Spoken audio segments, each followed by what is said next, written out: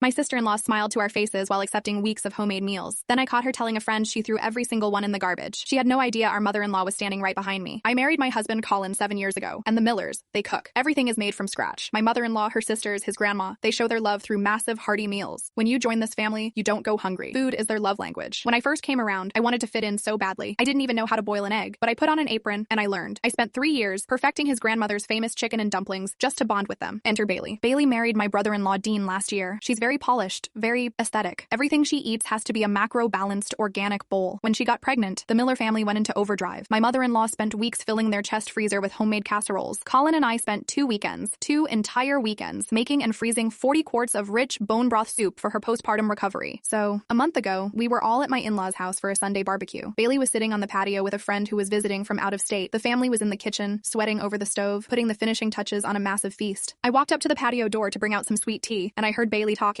She didn't know I was there. She leaned into her friend, rolled her eyes, and said, "Yeah, it's sweet they're bringing all this food, but honestly, it's basically slop. As soon as they drop it off, I just throw it straight in the trash and order my organic meal prep kits. I just don't want to hurt their little feelings." Their little feelings? She called dozens of hours of love and thousands of dollars in groceries slop, and she was throwing it away. I froze. I looked over and realized my mother-in-law was standing right behind me with a tray of deviled eggs. She looked utterly devastated. Now, normally, I would walk away, but looking at my mother-in-law's heartbroken face, nope. I pushed the screen door open so hard it smacked against the siding. Bang. "Oh, you don't need to worry about our little feelings, Bailey," I said, my voice shaking just a little bit. The whole patio went dead silent. Her friend looked like she wanted to melt into the floorboards. Bailey went completely pale. I didn't mean, "Hey, Dean, Colin," I yelled toward the kitchen, not breaking eye contact with her. "Can you guys come out here for a second?" My husband, Colin, and my brother-in-law, Dean, stepped out, looking confused. "What's wrong?" Dean asked. "Nothing's wrong," I said, smiling the fakest smile of my life. Bailey was just telling her friend here that the meals we spent weeks making for her baby are basically, what was it? Slop. And that she throws it all in the trash so she can eat her meal prep kits. You could have heard a pin drop. Dean looked at Bailey. "Tell me you didn't say that." Bailey started stammering, crying about her pregnancy aversions, saying her friend took it out of context, but her friend wouldn't even look at her. I set the pitcher of sweet tea down on the table, hard. "Well, good news," I announced to the group. "My soup-making days are officially over. You can go ahead and order your organic kits today, Bailey. We are done cooking for you." And the absolute best part? My mother-in-law stepped right past me, picked up the plate of appetizers in front of Bailey, and calmly said, "I'll have Colin pack the freezer meals up and take them to the local food bank." Bailey spent the rest of the barbecue crying in her car. She texted me later, calling me a vindictive drama queen for ruining the afternoon. But you know what? I slept like a baby that night. And yesterday, my mother-in-law called to ask if I wanted to come over and learn how to bake her famous peach cobbler.